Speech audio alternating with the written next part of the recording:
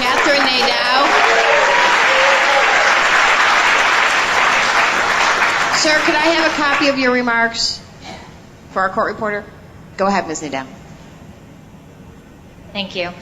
My name is Catherine Nadeau. I am the Water and Natural Resources Director for Environmental Advocates of New York.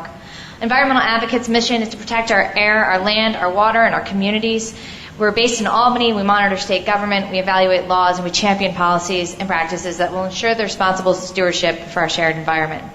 As such, my members are incredibly concerned about the state's plan to regulate hydrofracking. We are at a critical moment in New York State's history when we have the opportunity to actually prevent damage before it occurs. If we were so thoughtful about all of our environmental steps, we wouldn't be faced with the brownfields, with the Superfund sites, and the toxic legacy that faces the state today. And as such, we need to be as preventive and as protective as possible before any fracking, and if any fracking, is allowed to begin. In reviewing the state's proposed plan, some of our biggest concerns involved what isn't included. There isn't a cumulative impact analysis. There isn't a public health analysis. There isn't a comprehensive analysis of what will happen when pipelines and compressor stations are factored into drilling as well, because we can't have drilling or fracking without pipelines or compressor stations. And without these analyses, there is no way to know if the state's proposed mitigations are even close to protective enough. Further, even those mitigation measures that are proposed are inadequate. There is no plan to thoroughly regulate what types of fracking fluids may or may not be used. The department is not proposing to ban ill-equipped municipal sewage plants from accepting fracking waste. There are no setbacks proposed from homes, from schools, or gathering places. There's no mandate to treat hazardous fracking waste as such, and the department is not proposing to respect local land use decisions. And this is especially concerning because communities across the state and the state itself has invested a large amount of resources into making sure that cities and towns are zoned appropriately, that cities and towns have self-determination, and that they are laying out their future as far as where homes belong, where industry belongs, and where commerce belongs. Under the state's proposed plan, none of those community plans are going to be recognized, and the state will still determine whether and where a well pad could be sited, even if it's in the midst of a residential area. Again, to echo some of my colleague from Sierra Club Atlantic Chapter's concerns, we're very concerned about the flawed regulatory process. The state should not be moving forward with draft regulations until the environmental impact analysis is complete. This is a very basic tenet of our state law, and it's one that should be followed. Environmental Advocates of New York shares these concerns with DEC today. We have many, many more, which will be included in our formal comments, which we will submit before December 12th. Thank you for convening these hearings today. Thank you for everybody who has come out to let the state know that this is the issue that we're facing right now, and we need to make sure that we prevent problems before they begin. Thank you.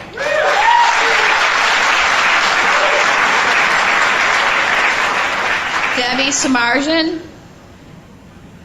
and then it'll be Gary Hoffman. Hi, I'm Debbie Samarjan. I'm from Middlesex, New York. I would like to talk about protecting the Finger Lakes from hydrofracking. By giving New York City and Syracuse watershed special protections, the New York DEC is implicitly admitting this process is unsafe. I live in Canandaigua Lake. I have unfiltered drinking water. This lake provides 65,000 people with unfiltered water. The rest of the other 11 Finger Lakes also have unfiltered drinking water, and each of those Finger Lakes also serves tens of thousands of people. And everyone in the Finger Lakes and the state of New York deserve equal protection under the law. The pristine beauty of the Finger Lakes brings millions of tourists to our area every year. Where I live at in Yates County, we have the highest percent of organic farmers in the United States. One toxic spill will just ruin that organic farming. They can't get it back. You can't fix the land. Radiation, I think it has a half-life of 1,600 years. Or 16,000 years, I'm not really sure. But if the pristine beauty of our Finger Lakes is destroyed, it's gone forever. They can't get it back. It won't be okay. I just urge you to ban hydrofracking in the Finger Lakes and New York State. Thank you. Gary Hoffman.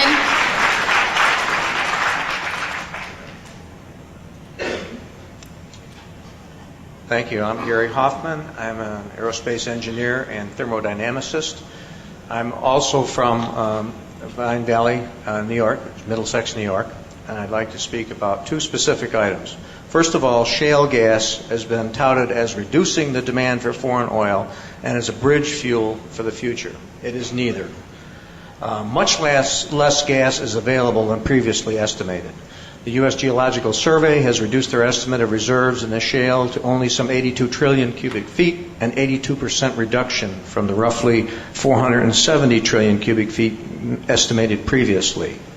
And gas does not replace oil because the two fuels are not used for the same purpose. And there are only a few years' supply of gas available in the shale in any rate at current rates of consumption. Secondly, I'd like to speak about serious financial risk to homeowners.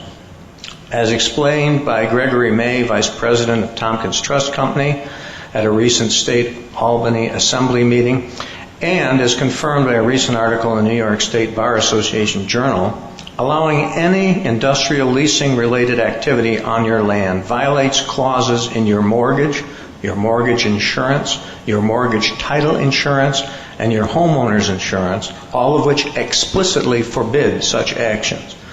Accordingly, your mortgage may be subject to foreclosure, your mortgage title and homeowner's insurances may be subject to cancellation, and your property value may be effectively reduced to zero as it cannot be sold in the absence of these items. This may happen retroactively. It may also occur without warning. That is, you might be paying on your insurances right along, but if you ever file a claim, it will then be denied and the policy ended, even though you had been paying right along and thought the policies were still in effect. This also reduces the tax base of the community, as the value of nearby properties will decline greatly, as has already happened elsewhere. This is not a financial bonanza for the state. This is a financial disaster for the state, and we should ban hydrofracking accordingly. Thank you. Jerry Menard.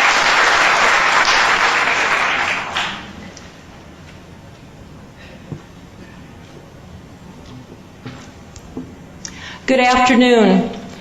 My name is Jerry Minard, and I live in Rochester, New York, and I'm speaking for myself. It would be nice, actually it would be more than nice, if our DEC Commissioner, Joseph Martens, was sitting up here on stage listening to our comments. The fact that he is not visible to us here in the room is troubling. Nevertheless, I'm here to add my voice to the crowds of people here today who are against hydrofracking. The SGEIS draft, as it now stands, is extremely flawed, allowing for all sorts, actually a multitude, of detrimental impacts on New York's water, land, and air, and thus on you, on me, and all who live in our beautiful state. But in a nutshell, the SGEIS is a gift to the natural gas industry. Only the weakest of regulations are in the current draft of the SGEIS. So I do not want you, the DEC, to placate us citizenry with merely holding hearings. I challenge you and I urge you to live up to your sacred duty and your sacred trust of protecting New York State from the harmful process of hydrofracking. It's your responsibility, Commissioner Martens and your committees, that when a preponderance of New York citizens are concerned about an issue such as hydrofracking, to take our concerns most seriously and not rush to approve hydrofracking. Take time to look at the various other states that have already allowed hydrofracking. Look into what has happened to their land, their air, their water, and the health of their citizens since they have permitted fracking. Our concerns deserve more respect and due diligence from the DEC than they have been given. Otherwise, the DEC is nothing more than a sham of an environmental protection agency. Thank you.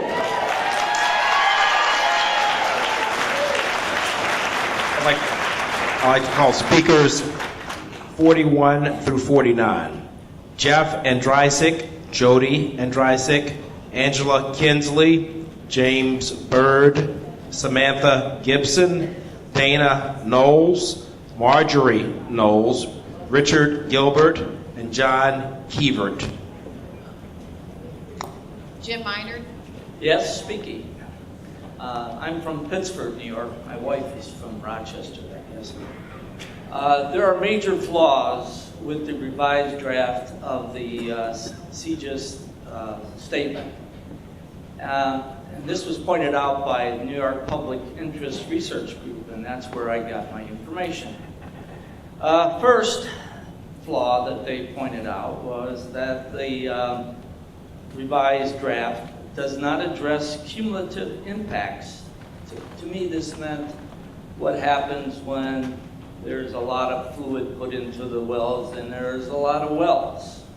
And I'm asking why? Why? Why don't you address that? Is it because it would take too long? Maybe 50 years or so? Then stop the fracking. It does not analyze public health impacts. Why? Don't we matter? There are so many obvious impacts. Is that why? Because you don't want everybody to know? Stop the fracking. It doesn't classify drilling waste as hazardous waste. Why? It's hazardous waste. Classify it that way, or stop the fracking. It allows wastewater to be sent to treatment plants, but none are designated to handle it. Why? Is the gas companies going to hide it someplace? Or would it take too long to get the treatment plants in order and delay the drilling? Stop the fracking. It does not ban the use of toxic chemicals. Why? It has been shown that these toxic chemicals will impact the wells of people around them, as everyone else before me spoke about. By the way, what is nearby? To me, it would be Pluto. That would be the closest I'd want to be to it. Stop the fracking. DC is allowing permitting before formal rulemaking. Didn't you see what happened in Pennsylvania? Based on the Pennsylvania experience, you should hold off until eternity, by my estimate.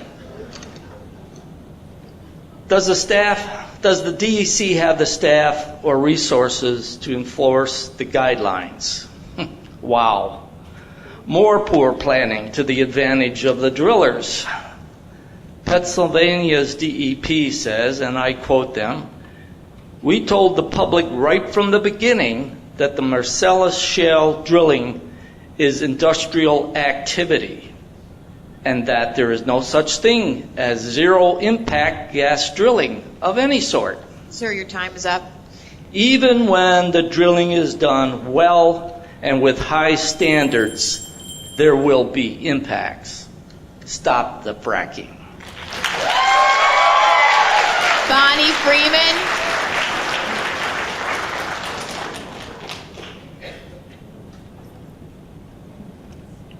Good afternoon. My name is Bonnie Freeman, and I came here today from Rochester to share 10 good reasons to stop fracking, which were published in the November issue of the Syracuse Peace Council newsletter. 1,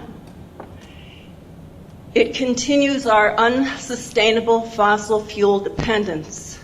If we want a future, we need an energy policy based on conservation and renewables. 2, Spills, casing failures, and other problems will contaminate our water. 3, there is no good way to dispose of the many millions of gallons of contaminated wastewater. 4, the air, noise, light pollution that result from these 24/7 operations will industrialize our rural areas. 5,000 to 8,000 truck trips per well pad. 6, one well pad every square mile equals 77,000 wells across New York State in shale gas regions. Imagine that. Compulsory integration forces landowners who have chosen not to sign a lease to sell their gas and lets landsmen coerce people into signing leases. 8, the societal costs of skyrocketing rents, destroyed roads, and increased calls to emergency services are borne by the taxpayers and not the industry. 9, and it's an example of boom and bust, resource extraction that leaves communities worse off than when they began. And 10, the DEC is at its lowest staffing level in years and lacks the capacity to adequately protect the public. One way to fight fracking is to write the governor. Physical letters sent through the U.S. mail, and people still do that today, make the most impact with the governor, particularly handwritten letters. Tell him that you want a statewide ban on hydrofracking. Charles Reddick.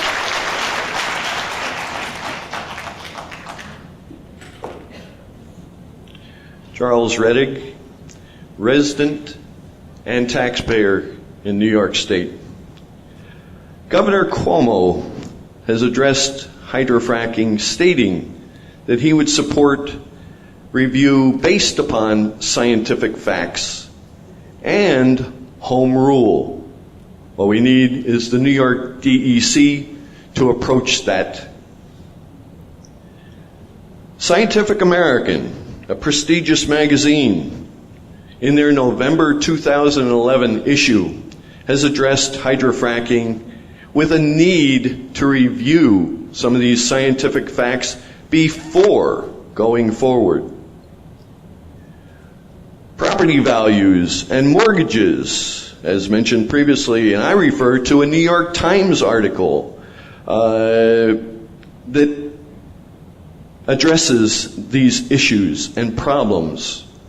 They have not been addressed and studied by the New York State DEC draft. Already submitted to this DEC are detailed geological studies on scientific facts and problems thereof with hydrofracking. This needs to be reviewed in detail before any further action. Again, to remind all the citizens in New York State and people here, their words and comments need to be heard, mailed to the New York DEC by December 12th, and do so. Let's all be heard and hold Governor Cuomo, Lieutenant Governor Robert Duffy, and the New York State DEC to their word to evaluate hydrofracking based upon scientific facts. Hazardous waste is hazardous waste by definition. No loopholes accepted. Jeff and Dryzik. And then it will be Jody and Dryzik. Hi, my name's Jeff Andryzik. My wife is Jody, And we are farmers turned filmmakers. We produced All Fracked Up and All Fracked Up 2, which is now on YouTube. What I'm about to say is not meant to offend the DEC workers who want to protect the people and the environment, but have their hands tied by upper management in the DEC. The DEC is either incompetent or a puppet to the industry. It's either one or the other.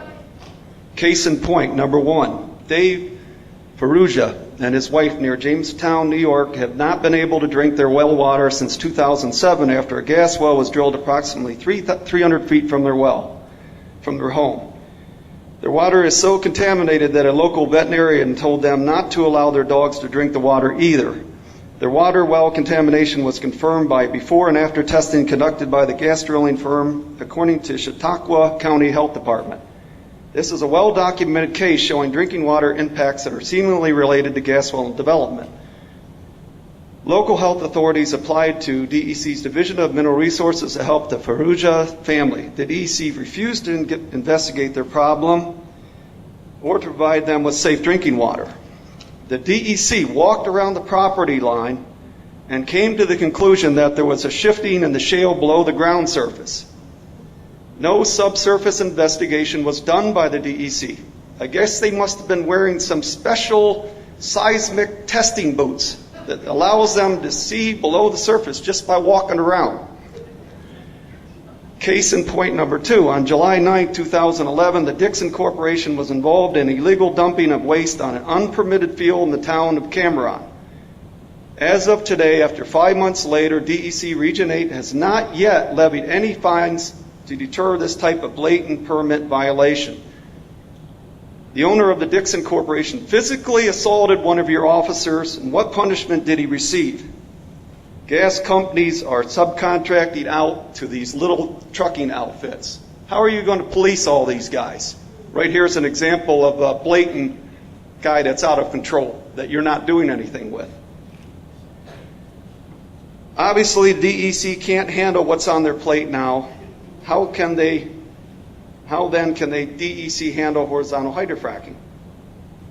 Based on your existing track record, this hearing is a scam and a farce, and I don't recognize your authority. I repeat that, I do not recognize your authority. And you just want to issue permits to the gas industry so they can poison us all. Shame on you. Jody and I have brought 100 movies to donate to various groups. Just ask us while we're here. Thank you. Jody Andrzyk.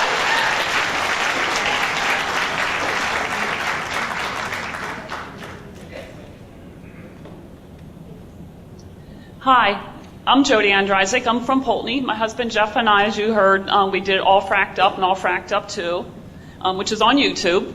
And these DEC hearings are a joke. The SGEIS is an attempt to convince the public that the DEC is doing their job.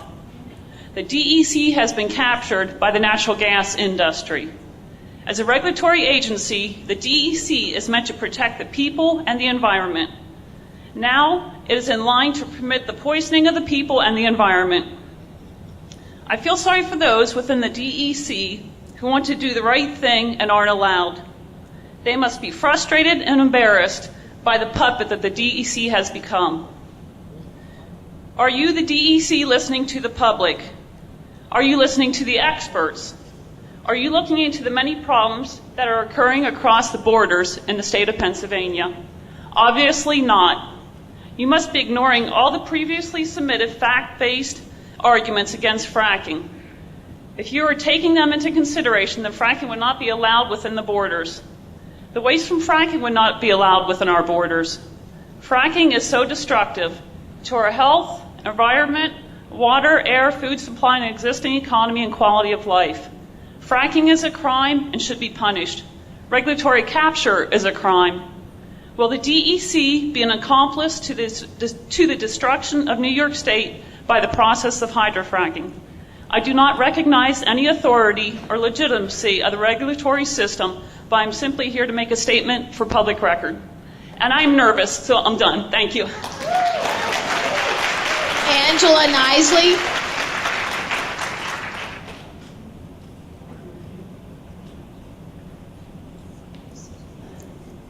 Hi, I'm Angela Nisley from Corfu, New York.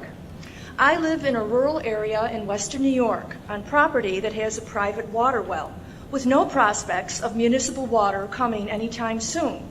I'm here because I'm very concerned that the New York State September 2011 SGEIS on hydrofracking does not adequately protect private water wells. I will specifically address well water contaminated by methane. A study by Duke University researchers has found high levels of leaked methane in well water collected near shale gas drilling and hydrofracking sites. The scientists collected and analyzed water samples from 68 private groundwater wells across 5 counties in northeastern Pennsylvania and New York. They found measurable amounts of methane in 85% of the samples, but the levels were 17 times higher on average in wells located within a kilometer, roughly 3,000 feet, of active hydrofracking site. It should be noted here that the proposed setback for water wells in the SGEIS is a mere 500 feet. The Duke study recommends 6 areas of further research on this subject of hydrofracking changes of water wells. There's a lot of scientific debate over methane in drinking water. What is naturally occurring? Is it biogenic, thermogenic, or a mixture? Whether methane occurs naturally or not in groundwater is not in dispute. The DEC needs to address the data that drilling often mobilizes methane into groundwater, and this is a common side effect in the drilling of some areas. There is no clear solution to preventing drilling from infusing water with methane. And just this week, the EPA released information on the drinking water well sampling results from Pavilion, Wyoming. Pavilion, Wyoming is an area that has been extensively drilled and hydrofraced for gas. The EPA's information includes water wells that were contaminated with thermogenic gas, methane gas, that matched the deep layers of natural gas being drilled for energy. The Agency for Toxic Substances and Disease Registry recommended that affected residents use alternate water for cooking and drinking, as well as for ventilating the bathroom. So, those of us with private water wells should be aware that high-level methane contamination of water well can be a health and safety risk of the occupants to the home. Financially speaking, if a water well were contaminated, the home or property would be of little worth without potable water. And finally, giving the DEC and Syracuse watershed special protection, the New York DEC is implicitly admitting that hydrofracking process is inherently unsafe regarding drinking water. The SGEIS fails to give well water the same protection. I urge you to wait for further research and studies, especially by the EPA, to be completed on methane contamination of private water wells before any HVHF operations are allowed in New York State. Thank you for your time. Thank you. James Byrd.